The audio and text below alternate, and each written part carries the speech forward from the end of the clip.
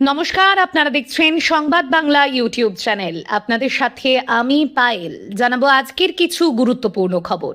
প্রধান সংবাদগুলি জানার আগে শুরুতেই দেখে নিন আজকের হেডলাইন। দুর্গাপুরের অন্ডালে পরিত্যক্ত ইসিএল আবাসনে অস্ত্র ভান্ডার উদ্ধার, 15টি আগ্নেয়াস্ত্র, 56 রাউন্ড কার্তুজ, গ্রেপ্তার 2 কয়লা মাফিয়া। আরজিকরের 2 বছর পর বিস্ফোরক, শারদ দত্ত তদন্তের প্রয়োজনে প্রাক্তন মুখ্যমন্ত্রীকে জেরা করা হোক, নাম না করে মমতাকে নিশানা। দল ভারী করার নামে চোর বাটপারদের বিজেপিতে নয়, কড়া বার্তা বিজেপি বিধায়কের। ফের ভবানী ভবনে অভিষেকের পিএ সুমিত, জমি দুর্নীতিতে টানা 2 দিন জিজ্ঞাসাবাদ সিআইডির। ককরোচদের চাপে কি ইস্তফা? 2 সপ্তাহ পর মুখ খুললেন ধর্মেন্দ্র প্রধান, ফাঁস করলেন পদত্যাগের আসল কারণ। ডেটিং অ্যাপ এবং সমাজ মাধ্যমে বন্ধুত্ব, ঘনিষ্ঠ মুহূর্তের ছবি তুলে ব্ল্যাকমেল, কোটি কোটি টাকা আদায়, ফাঁস সুইটির কীর্তি। অভিষেকের দুর্ব্যবহার, মানসিক অত্যাচার, দলত্যাগের নেপথ্যে আইপ্যাককে দুষলেন আবু তাহের। জিজ্ঞাসাবাদের পরেই সোজা অভিষেকের বাড়িতে পিএ সুমিত, কোথায় কোথায় যেত সেসব বেরোবে মোক্ষম খোঁচা দিলীপের। তোলাবাজি করলে ডিম ভাজি ফ্রি, পোস্টারে পোস্টারে ছেয়ে গেল সল্টলেক। কেন, কে মারছেন এই পোস্টার? বিজেপি কর্মীর বড় দাবি। ভিডিও কলে স্বামীর পরকীয়া, ফোন ভেঙে দেওয়া স্ত্রীকে পুড়িয়ে মারল যুবক, হারহীন ঘটনা মালদহে। 22 জনকে সাসপেন্ডের পরেও লাগামহীন দাপট কাটোয়ায় বিএলএলআরও অফিসে 5 লক্ষ টাকা তোলার মারাত্মক কাণ্ড। বিহারে মত নিষেধাজ্ঞা তুলে নেওয়ায় সওয়াল, রাজস্ব বাড়বে, বেআইনি কারবারও কমবে, দাবি গবেষণায়। 2 বছর পার আরজিকরের সেই নির্যাতিতাকে স্মরণ করে নীরবতা পালন, সব সরকারি হাসপাতালে উঠল তদন্ত নিষ্পত্তির দাবি। অভিশপ্ত রাতের 2 বছর পার, রবিবার রাজ্যে অভয়া দিবস, বিকেলে পানিহাটিতে শুভেন্দু। সন্ত্রাসের আঁতুড়ঘর পিলখানা, জঙ্গি হামিমের পর গ্রেপ্তার আরও এক যুবক, উদ্ধার আগ্নেয়াস্ত্র। অনুপ্রবেশ চোরাচালানে বাধা, ভারতীয় চাষিকে তুলে নিয়ে গেল বাংলাদেশি দুষ্কৃতীরা, হুলস্থুল জলপাইগুড়িতে। মৃত্যু জল্পনার মাঝেই মোজতবার প্রথম ভিডিও প্রকাশ, ইরানের কোথায় আছেন সুপ্রিম লিডার। প্রাকৃতিক দুর্যোগ নয়, নেশাগ্রস্ত পাইলটই বিপর্যয়, এয়ার ইন্ডিয়া দুর্ঘটনায় চাঞ্চল্যকর রিপোর্ট। বিয়ের কয়েক ঘন্টা পরেই লক্ষাধিক টাকা গহনা নিয়ে উধাও নতুন বউ, হতবাক বরের বাড়ির লোক। রাজ্য জুড়ে অভয়া দিবস পালন, স্বরচিত কবিতা পাঠ অগ্নিমিত্রার। জাতীয় রাজ্য সড়ক সহ বড় রাস্তায় উঠলেই কড়া ব্যবস্থা, টোটোর বিরুদ্ধে পরিবহন দপ্তরের কড়া নির্দেশ। মাথায় আগ্নেয়াস্ত্র ঠেকিয়ে প্রথমে সোনার ট্রেন ছিনতাই, তারপরে চলল গুলি, চাঞ্চল্যকর ঘটনা বনগাঁয়। নবান্নে মুখ্যমন্ত্রীর ঘরে মুর্শিদাবাদের 2 সাংসদ, ভোটার তালিকা থেকে 27 লক্ষ মানুষের নাম বাদ পড়া নিয়ে বিরাট পদক্ষেপ। পাঁচিল টপকে বাড়িতে ঢুকে মহিলাকে গণধর্ষণের অভিযোগ, বীরভূমে বিষ পান করে আত্মহত্যার চেষ্টা, নির্যাতিতার ধৃত 1। অন্নপূর্ণা যোজনা সকলের জন্য নয়, কারা পাবেন জানালেন দিলীপ।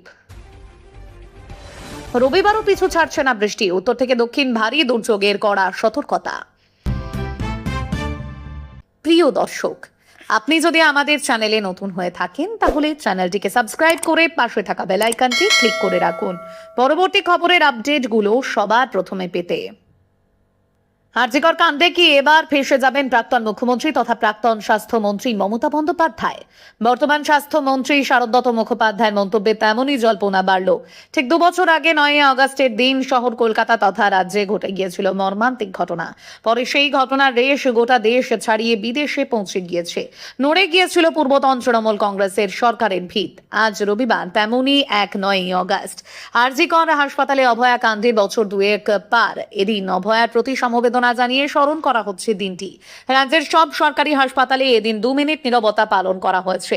স্বাস্থ্য ভবনেও অভয়ার প্রতি সমবেদনা জানিয়ে নীরবতা পালন করেছেন স্বাস্থ্যমন্ত্রী শারদ দত্ত মুখোপাধ্যায়। তারপরেই আরজিকর কাণ্ড নিয়ে স্বাস্থ্যমন্ত্রী বলেন, সত্য যাতে সামনে আসে সেটা আমরা চাইব। আমরা দায়বদ্ধ এই ঘটনায় সত্যি আসুক। কার নির্দেশে তথ্য প্রমাণ লোপাট হয়েছিল সেগুলি তদন্তকারী সংস্থা যাতে খুঁজে বের করেন সেটা আমরা চাইব।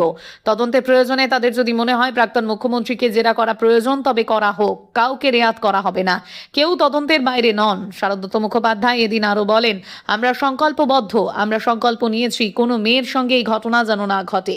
আর.জি. কর কাণ্ডে প্রচুর নাম সামনে এসেছে, সেই রকমই 30 জনকে চিহ্নিত করা হয়েছে। তারা সেদিন রাতে অভয়ার সঙ্গে ছিলেন বলে জানা যাচ্ছে। তারা সেদিন কেন এসেছিলেন আর.জি. করে, আদেও তারা কি আর.জি. করের চিকিৎসক কিনা তা খতিয়ে দেখা হচ্ছে। সেগুলি সামনে আসুক আমরা চাই। স্বাস্থ্য দপ্তরের পক্ষ থেকে যতটুকু আমাদের পক্ষে করা সম্ভব আমরা ততটাই সাহায্য করছি তদন্তকারীদের।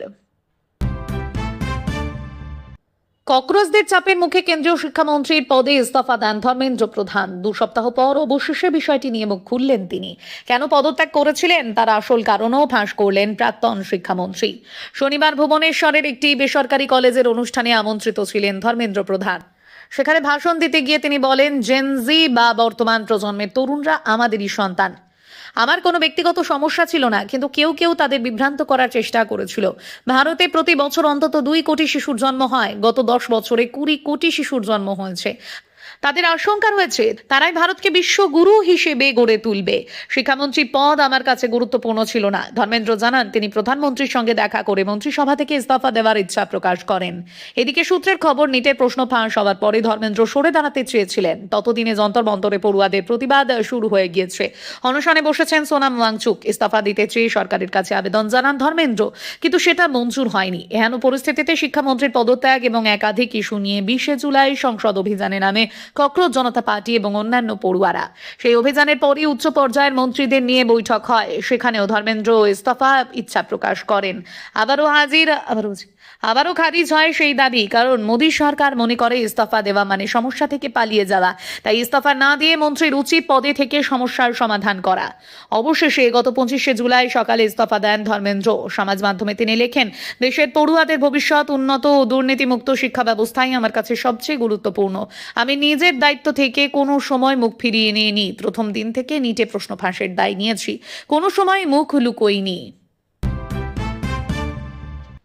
কার সঙ্গে মোবাইলে কথা বলেন স্বামী? কয়েকদিন ধরেই সন্দেহ হচ্ছিল স্ত্রীর। শেষমেশ স্বামীর অন্য এক তরুণীর সঙ্গে সম্পর্কের কথা জানতে পারেন তিনি, কিন্তু তার পরিণতি হলো ভয়ঙ্কর।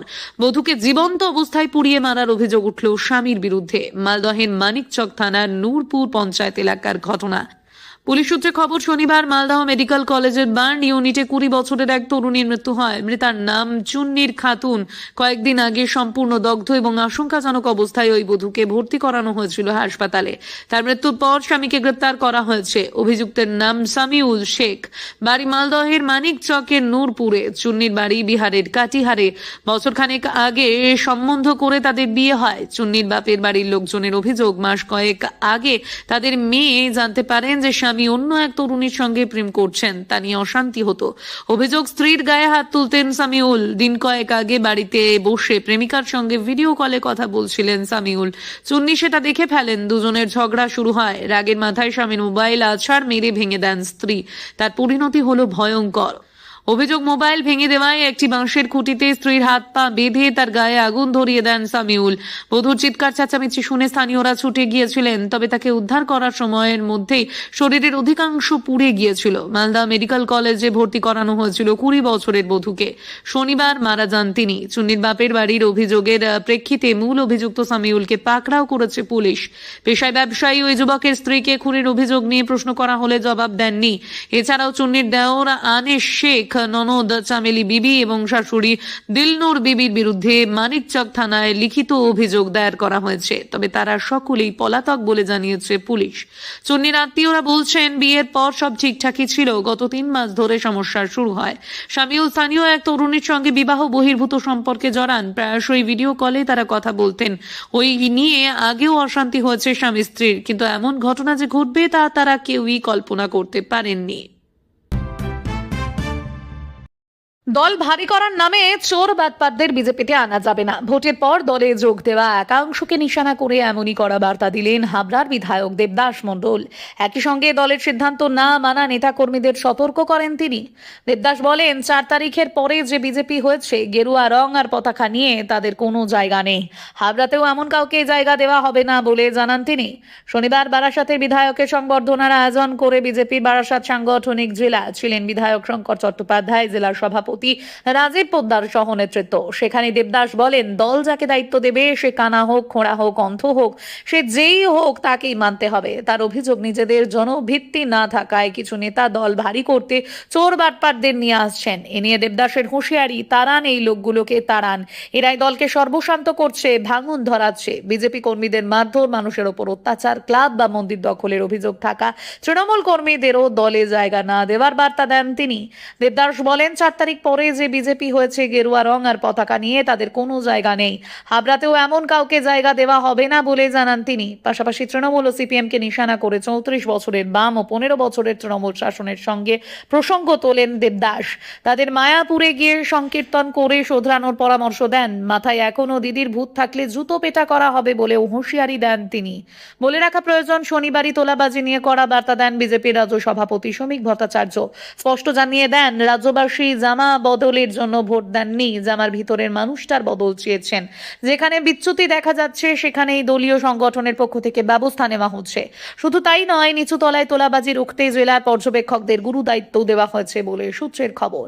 এহেন পরিস্থিতিতে বিজেপি বিধায়কের হুঁশিয়ারি যথেষ্ট তাৎপর্যপূর্ণ বলেই মনে করা হচ্ছে।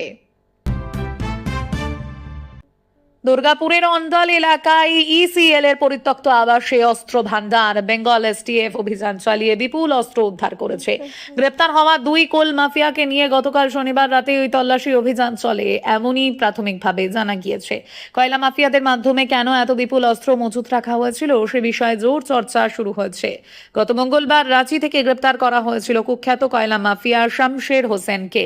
তার বিরুদ্ধে একাধিক অভিযোগ রয়েছে। গত মাসে গ্রেপ্তার করা হয়েছিল খায়রুল নামে আরো একজনকে। এই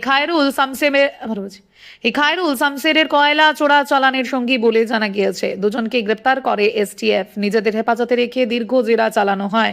সেখান থেকেই একাধিক গুরুত্বপূর্ণ তথ্য পাওয়া যায়। গতকাল রাতে ধৃত শামশের, খায়রুলকে নিয়ে অন্ডাল এলাকায় অভিযান চালায় বেঙ্গল এসটিএফ। অন্ডাল এলাকায় এসিএল এর পরিত্যক্ত একটি আবাসনে অভিযান চালানো হয়।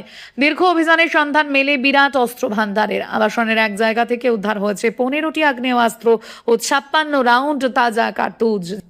জানা গিয়েছে 3টি পাইপ গান, 11টি পাইপ গান ও একটি পিস্তল উদ্ধার হয়েছে। কয়লা মাফিয়া কেন এত অস্ত্র মজুত করেছিল? তাহলে কি তারা বেআইনি অস্ত্র কারবারের সঙ্গেও জড়িত? ঝাড়খণ্ড সহ একাধিক জায়গায় বেআইনি কয়লা কারবারের সঙ্গে জড়িয়ে এই 2 কুখ্যাত। কোথা থেকে এলো এত অস্ত্র কার্তুজ, সেই তথ্য খতিয়ে দেখতে ফের ধৃতকে জেরা করা হবে। ডেটিং অ্যাপ এবং সোশ্যাল মিডিয়াকে হাতিয়ার করে পুরুষদের প্রেমের ফাঁদে ফেলে ব্ল্যাকমেলিং ও তোলাবাজির এক চাঞ্চল্যকর চক্রের হদিশ মিলল উত্তরপ্রদেশে। অভিযুক্ত তরুণীর নাম পল্লবী সিং রাজপুত। প্রয়াগরাজের এক হাইকোর্টের আইনজীবী দায়ের করা অভিযোগের ভিত্তিতে ওই তরুণীর খোঁজে জোর তল্লাশি চালাচ্ছে পুলিশ ও অভিযোগকারী সূত্রে জানা গিয়েছে, অভিযুক্ত তরুণী পল্লবী অত্যন্ত সুপরিকল্পিতভাবে বিত্তশালী পুরুষদের টার্গেট করত। তার কার্যপদ্ধতি ছিল বেশ জটিল ও ধূর্ত। পল্লবী তার শিকার নির্বাচনের আগে ওই ব্যক্তির আর্থিক ও ব্যক্তিগত খুঁটিনাটি সব জেনে নিত। সোশ্যাল মিডিয়া বা ডেটিং অ্যাপে সুইটি তিওয়ারি সহ বিভিন্ন ছদ্মনামে অ্যাকাউন্ট খুলে সে বন্ধুত্ব পাতাতো। বন্ধুত্বের পর যৌনগন্ধি কথাবার্তার মাধ্যমে বিশ্বাস অর্জন করে ওই পুরুষকে ঘনিষ্ঠ হতে প্ররোচিত করত। ঘনিষ্ঠ মুহূর্তের ছবি বা ভিডিও তুলে রেখে সেই তথ্যকে হাতিয়ার করে শুরু হতো ব্ল্যাকমেল। দাবি মতো মোটা অঙ্কের টাকা না পেলে ওই ব্যক্তিকে পুলিশি মামলা, জেলে পাঠানো, এমনকি খুনের হুমকিও দেওয়া হতো। টাকা দিতে অস্বীকার করলে অভিযুক্ত ব্যক্তিটির বিরুদ্ধে ধর্ষণ বা খুনের চেষ্টার মতো গুরুতর ফৌজদারি মামলা দায়ের করার ভয় দেখাতো সে। পুলিশের তথ্য অনুযায়ী পল্লবীর ব্ল্যাকমেলের শিকার হয়ে অন্তত 5 জন ব্যক্তি ইতিমধ্যেই জেল খেটেছেন। সম্প্রতি সমাজ মাধ্যমে ওই তরুণের একটি ছবি ভাইরাল হয়েছে, যেখানে তাকে বিছানায় ছড়ানো 500 টাকার নোটের তোড়ার পাশে শুয়ে থাকতে দেখা যাচ্ছে। এমনকি বন্দুক হাতে তার আরও একটি ছবি প্রকাশ্যে আসায় এলাকায় ব্যাপক চাঞ্চল্য ছড়িয়েছে। পুলিশের ছবিগুলির সত্যতা যাচাই করছে। প্রাথমিক তদন্তে পুলিশের ধারণা, পল্লবী একা নয়, বরং একটি বড় গ্যাং বা চক্র এই তোলাবাজির পেছনে সক্রিয় রয়েছে। সে নিজেকে বিভিন্ন জনের কাছে ভিন্ন নামে পরিচয় দিত। বর্তমানে অভিযুক্ত তরুণী পলাতক। পুলিশ তাকে গ্রেপ্তার করতে এবং এই পুরো চক্রের শিকড় খুঁজে বের করতে উত্তরপ্রদেশ জুড়ে ব্যাপক তল্লাশি চালাচ্ছে। বিত্তশালী পুরুষদের এই ধরনের অনলাইন ফাঁদ থেকে সতর্ক থাকার পরামর্শ দিয়েছে পুলিশ। বড় রাস্তা ও ব্যস্ত সড়কে টোটোর দৌরাত্ম্য নিয়ে দীর্ঘদিন ধরেই অভিযোগ উঠছিল। পথ নিরাপত্তার কথা মাথায় রেখে এবার টোটো চলাচল নিয়ে আরো কড়া অবস্থান নিল নবনির্বাচিত বিজেপি সরকার। ইতিমধ্যেই জেলায় জেলায় পুলিশের কাছে পৌঁছে গিয়েছে নির্দেশিকা। জাতীয় সড়ক, রাজ্য সড়ক কিংবা অন্য কোনো গুরুত্বপূর্ণ মেইন রোডে টোটো চালানো যাবে না বলে স্পষ্ট করা হয়েছে। এই আবহেই টোটো চলাচল নিয়ে আরো কড়া বার্তা দিলেন পরিবহন মন্ত্রী অর্জুন সিং। রবিবার পথ নিরাপত্তা সপ্তাহের সমাপ্তি অনুষ্ঠানে যোগ দিয়ে গুরুত্বপূর্ণ মন্তব্য করেছেন তিনি। গত ৩রা অগস্ট থেকে রাজ্য জুড়ে পালিত হচ্ছিল পথ নিরাপত্তা সপ্তাহ। রবিবার কলকাতা পুলিশের উদ্যোগে পুলিশ ট্রেনিং স্কুল অডিটোরিয়ামে হয় সমাপ্তি অনুষ্ঠান। উপস্থিত ছিলেন পরিবহন মন্ত্রী অর্জুন সিং, কলকাতা পুলিশ কমিশনার অজয় কুমার নন্দ সহ পুলিশের বিভিন্ন ডিভিশনের ডিসি পদমর্যাদার আধিকারিকরা। সেই অনুষ্ঠানে পথ নিরাপত্তা নিয়ে উদ্বেগ প্রকাশ করে পরিবহন মন্ত্রী বলেন, দুর্ঘটনা কমাতে শুধুমাত্র পরিকাঠামোয় বিনিয়োগ করলেই হবে না, প্রয়োজন মানুষের মধ্যে সচেতনতা। তার কথায় রোড সেফটির জন্য বিপুল অর্থ খরচ হলেও দুর্ঘটনা কমছে না। একই সঙ্গে গাড়ি চালানোর ক্ষেত্রে পরিবারের অভিভাবকদের আরও দায়িত্বশীল হওয়ার প্রয়োজন রয়েছে বলে মন্তব্য করেন তিনি। টোটো প্রসঙ্গ উঠতেই তিনি বলেন, অটোরিকশার ক্ষেত্রে অন্তত প্রয়োজনীয় কাগজপত্র থাকে, কিন্তু টোটোর ক্ষেত্রে দীর্ঘদিন ধরে যথাযথ নিয়ন্ত্রণের অভাব ছিল। সেই কারণে গুরুত্বপূর্ণ রাস্তা থেকে টোটো সরানোর ব্যবস্থা করা হচ্ছে বলে জানান তিনি। অন্যদিকে শহর ও জেলাগুলিতে গণপরিবহনের চাহিদা মেটাতে সরকারের তরফে নতুন বাস নামানোর পরিকল্পনাও জানানো হয়েছে। পরিবহন মন্ত্রীর ঘোষণা অনুযায়ী পুজোর আগেই রাজ্যে আসতে চলেছে 500টি নতুন সরকারি বাস। আগামী বছরের মার্চের মধ্যে আরও 1000টি সরকারি বাস আনার লক্ষ্য রয়েছে বলেও জানিয়েছেন তিনি। আগামী 24 ঘন্টায় কলকাতার আকাশ আংশিক থেকে মূলত মেঘলা থাকতে পারে। শহরের বিভিন্ন এলাকায় হালকা থেকে মাঝারি বৃষ্টি হতে পারে। কয়েকটি জায়গায় বজ্রবিদ্যুৎ সহ বৃষ্টির সম্ভাবনাও রয়েছে। রবিবার কলকাতার সর্বোচ্চ তাপমাত্রা 33 ডিগ্রি সেলসিয়াসের কাছাকাছি থাকতে পারে। সর্বনিম্ন তাপমাত্রা ঘোরাফেরা করতে পারে 27 ডিগ্রির আশেপাশে। গত 24 ঘন্টায় শহরের সর্বোচ্চ তাপমাত্রা ছিল 31.7 ডিগ্রি সেলসিয়াস, যা স্বাভাবিকের তুলনায় 0.3 ডিগ্রি কম। সর্বনিম্ন তাপমাত্রা ছিল 25.2 ডিগ্রি সেলসিয়াস, সেটিও স্বাভাবিকের তুলনায় 1.3 ডিগ্রি কম। 7ই আগস্ট রাত 8:30 থেকে 8ই আগস্ট রাত 8:30 পর্যন্ত কলকাতায় 2.9 মিলিমিটার বৃষ্টির রেকর্ড হয়েছে। তবে 8ই আগস্ট সকাল 8:30 থেকে রাত 8:30 পর্যন্ত নতুন করে বৃষ্টির কোনো রেকর্ড পাওয়া যায়নি। দক্ষিণবঙ্গের সব জেলাতেই হালকা থেকে মাঝারি বৃষ্টি হতে পারে। বেশ কিছু জায়গায় বজ্রবিদ্যুৎ সহ বৃষ্টির সম্ভাবনা রয়েছে, সঙ্গে বজ্রপাতের আশঙ্কাও থাকছে। পূর্ব মেদিনীপুর, পশ্চিম মেদিনীপুর, উত্তর 24 পরগনা, দক্ষিণ 24 পরগনা, পূর্ব বর্ধমান এবং বীরভূমের বিশেষ সতর্কবার্তা জারি করা হয়েছে।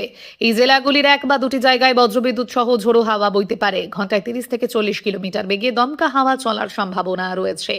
সাধারণ মানুষকে সতর্ক থাকার পরামর্শ দেওয়া হয়েছে। রবিবার উত্তরবঙ্গের সব জেলাতেই বৃষ্টির সম্ভাবনা রয়েছে।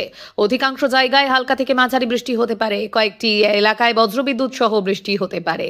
দার্জিলিং, কালিম্পং, জলপাইগুড়ি এবং আলিপুরদুয়ারে 1 বা 2টি জায়গায় ভারী বৃষ্টির সম্ভাবনা রয়েছে। সেখানে 7 থেকে 11 সেন্টিমিটার পর্যন্ত বৃষ্টি হতে পারে। এই জেলাগুলিতে হলুদ সতর্কতা জারি করা হয়েছে। এদিকে মালদা, উত্তর দিনাজপুর এবং দক্ষিণ দিনাজপুরের 1 বা 2টি জায়গায় বজ্রবিদ্যুৎ সহ ঝোড়ো হাওয়া বইতে পারে। সকালের আকাশ পরিষ্কার থাকলেও বৃষ্টির রেশ কাটছে না। রবিবার অর্থাৎ আজ কলকাতা সহ দক্ষিণবঙ্গের একাধিক জেলায় বৃষ্টি হতে পারে। কোথাও হালকা এবং মাঝারি বৃষ্টি, আবার কোথাও বজ্রবিদ্যুৎ সহ বৃষ্টির সম্ভাবনা রয়েছে। উত্তরবঙ্গের কয়েকটি জেলায় ভারী বৃষ্টির সতর্কতাও জারি করেছে আবহাওয়া দপ্তর। প্রবল ঝাঁকুনি দিয়ে এক ধাক্কায় 300 ফুট নেমে এসেছিল বিমান। টাল সামলাতে না পেরে আহত হন অন্তত 15 যাত্রী। প্রাথমিকভাবে মনে করা হয়েছিল প্রতিকূল আবহাওয়ার কারণে এই দুর্ঘটনা, কিন্তু তদন্তে উঠে এলো চাঞ্চল্যকর রিপোর্ট। জানা গিয়েছে এয়ার ইন্ডিয়া বিমানের পাইলট ডোপ টেস্টে ফেল করেছেন, অর্থাৎ বিমান চালানোর সময় এমন ওষুধ খেয়েছিলেন যা নিষিদ্ধ। ঘটনাটি ঘটেছিল গত 4 আগস্ট। মঙ্গলবার দুর্ঘটনার কবলে পড়ে AI-2379 উড়ানটি। থাইল্যান্ডের শহরের ফুকেট থেকে আসছিল সেটি। দিল্লি নামার কিছুটা সময় আগে আচমকা সজোরে ঝাঁকুনি, প্রায় 300 ফুট নিচে নেমে যায় বিমানটি। এর জেরে 11 জন যাত্রী ও 4 জন বিমান কর্মী আহত হন। যদিও এয়ার ইন্ডিয়ার তরফে জানানো হয়েছে কারো বড়সড় আঘাত লাগেনি। সোশ্যাল মিডিয়ায় ছড়িয়ে পড়া একাধিক ছবি, ভিডিওতে দেখা গিয়েছে তীব্র ঝাঁকুনির কারণে এয়ার ইন্ডিয়ার ওই বিমানের মধ্যে ক্ষয়ক্ষতি হয়েছে। একাধিক জায়গায় ফাটল দেখা গিয়েছে। গোটা ঘটনা নিয়ে তদন্ত শুরু হয়েছে। সেখানেই জানা যায় বিস্ফোরক তথ্য। যদিও সরকারিভাবে এখনও এই নিয়ে মুখ খোলেনি এয়ার ইন্ডিয়া। তবে উড়ান সংস্থার সূত্রে জানা গিয়েছে বিমানে থাকা 2 পাইলটের শারীরিক পরীক্ষা হয়েছে দিল্লিতে। সাধারণত প্রত্যেক পাইলটকেই এইভাবে ডোপ পরীক্ষা দিতে হয়। সেই সময় ধরা পড়ে 2 পাইলটের মধ্যে একজন ডোপ পরীক্ষায় ব্যর্থ। তবে এই রিপোর্টে এখনই প্রকাশ্যে আনা হয়নি। এই ঘটনা নিয়ে ইতিমধ্যেই নড়েচড়ে বসেছে কেন্দ্র। তদন্ত প্রক্রিয়া চালাচ্ছে ডিজিসিএ। সূত্রের খবর, 2 পাইলটকে আপাতত বিমান চালানোর দায়িত্ব থেকে সরিয়ে দেওয়া হয়েছে। প্রাথমিকভাবে যে ঘটনাকে প্রাকৃতিক দুর্যোগ বলে মনে করা হচ্ছিল, তার নেপথ্যে অন্য কারণ থাকতে পারে কি? ডোপ রিপোর্ট প্রকাশ্যে আসার পর থেকেই শুরু হয়েছে চর্চা। উল্লেখ্য, আহমেদাবাদ এয়ার ইন্ডিয়া বিমান ভেঙে পড়ার পর থেকে একাধিকবার প্রশ্ন উঠেছে পাইলটদের ভূমিকা নিয়ে। সেই তথ্যে আরও মশলা জোগালো ফুকেট থেকে আসা এয়ার ইন্ডিয়ার বিমান, এমনটাই মনে করা যায়। আজ রবিবার 9 তারিখ। এই ছিল আজকের কিছু গুরুত্বপূর্ণ খবরের সংক্ষিপ্ত আপডেট। সংবাদগুলি যদি আপনাদের ভালো লেগে থাকে তাহলে ভিডিওটিতে অবশ্যই লাইক দিন এবং বন্ধুদের সঙ্গে শেয়ার করুন। প্রতিদিন সবার আগে নির্ভুল ও আপডেটেড খবর পেতে আমাদের সংবাদ বাংলা চ্যানেলটিকে সাবস্ক্রাইব করে পাশে থাকুন। ধন্যবাদ। আবারও দেখা হবে নতুন খবর ও আপডেট নিয়ে।